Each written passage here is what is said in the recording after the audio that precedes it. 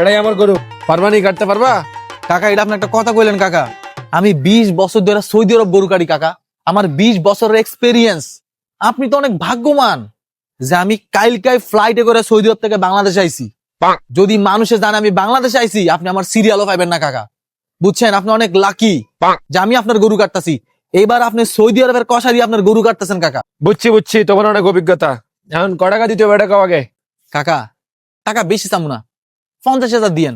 আমি তো সৌদি আরবে আবার 1 লাখ 1.5 লাখের নিচে গরু কাটি না, আপনি 50,000 দিয়েন। কি 50,000 টাকা মিয়া? গরু কিনছে মিয়া 80,000 টাকা দিয়ে, তোমার আমি 50,000 টাকা দিব গরু কাটার লিগা? এটা একটা কথা কইলেন কাকা। কাকা আমি সৌদি আরবের কষাই, আমি বাংলাদেশের কষাই না। আপনি যদি বাংলাদেশের কষাই দিয়ে কাটতেন তাহলে 5,000 10,000 দিলে হইতো। আপনি জাস্ট একবার চিন্তা করেন কাকা, আপনি সৌদি আরবের কষাই দিয়ে এবার আপনার গরুটা কাটাইতেছেন, এটা আপনি যখন ফেসবুকে লিখবেন পুরা ভাইরাল, আপনার সমাজের মধ্যে অন্যরকম একটা ব্র্যান্ড দাঁড়াইবো কাকা, বুঝেন নাই? সবাই কি আর আমার মতো সৌদি আরবের কষাই দিয়ে গরু কাটাইতে পারে কাকা? একটু ঠান্ডা মাঝে ভাবেন। আচ্ছা বুঝছি, যাও 50,000 দিমু, কিন্তু গরু যাতে আমার সবার আগে কাটা হয়ে যায়, ঠিক আছে? আরে কাকা এটা হলে আপনি কোনো টেনশনই করেন না কাকা। যদি সকাল 7টা বাজে গরু জবাই করি, মনে করেন 7:30টার মধ্যে আপনি সুলার থাকবো, 8টা বাজে আপনি গরু খাইতে পারবেন, কোনো টেনশন নাই। আমার যে এক্সপিরিয়েন্স, 20 বছর এক্সপিরিয়েন্স, 20 বছর কাকা। বিসমিল্লাহির রহমানির রহিম।